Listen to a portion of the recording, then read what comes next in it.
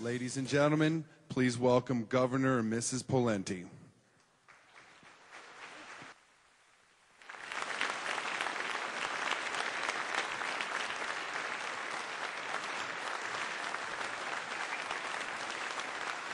Good evening. Thank you. Good evening. Thanks a lot. Thank you very much. I appreciate that. It's very nice. Thanks. We're really proud of our state of Minnesota, and one of the reasons that Minnesota is such a great state is because our citizens get involved. They take the time to become involved as volunteers, they get engaged, they get informed, and we have one of the highest rates of voter turnout in the country, and usually the highest rate of voter turnout in the country. And in other ways, our citizens care and they're engaged, and that leads to a better result for our state and for our nation. So I want to thank you for your interest and for your attendance here tonight. I think you'll find the dialogue hopefully informative and instructive, and I have the pleasure just to briefly introduce Senator McCain. I've been involved in public service a bit. I've come across a lot of different people.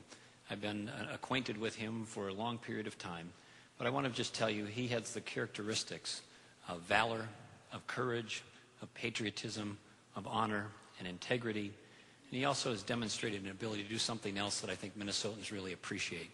He's a straight talker, he's a populist, he calls it as he sees it. When he needs to do something that he thinks is right, he will put the interests of the country ahead of his party or any particular perspective, and we need that kind of person now more than ever to reach out and say, I'm willing to take risks in a courageous way to bring this country together. I think he's going to be a great President of the United States, and I present to you now Senator John McCain.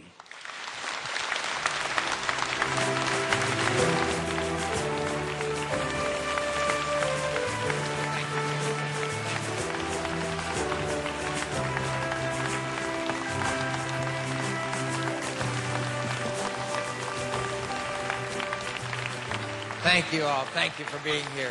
Thank you very much.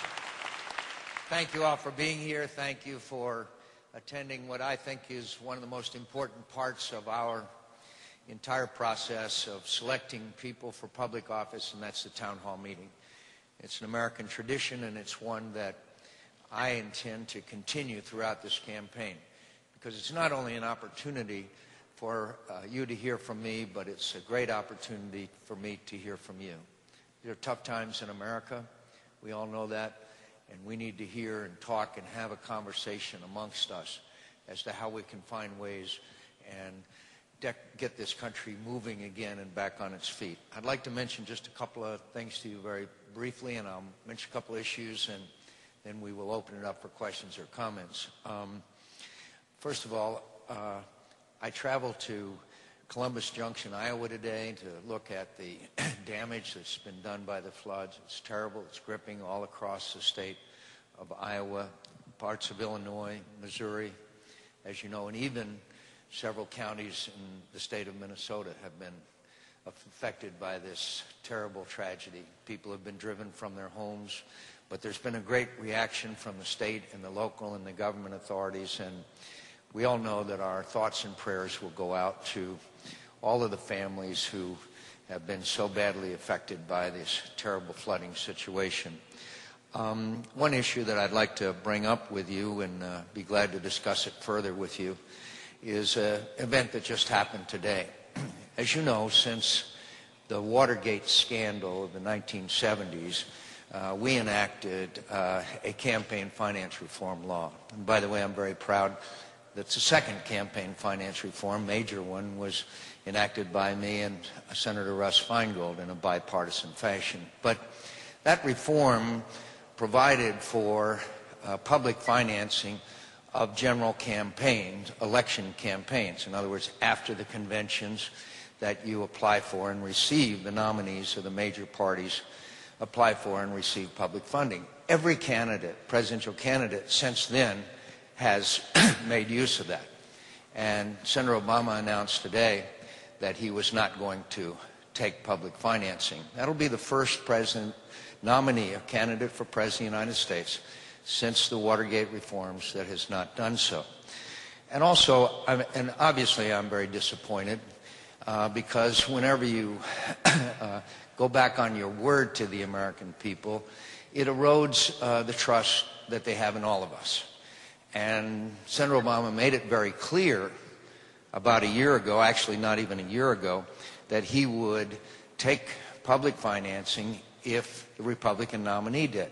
I have committed to taking public financing, as you know. And Senator Obama,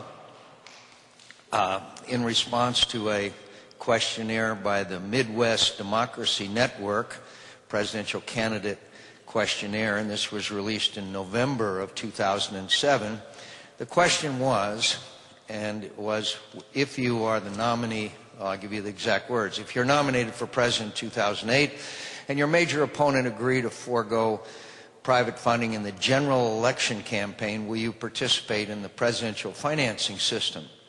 Senator Obama, answer, yes. Then he goes on to say, I've been a long-time advocate for public financing of campaigns, etc., etc. The last sentence, and by the way, you can go on the internet and read this yourself. He said, quote, if I am the Democratic nominee, I will aggressively pursue an agreement with the Republican nominee to preserve a publicly financed general election. My friends, the facts speak for themselves.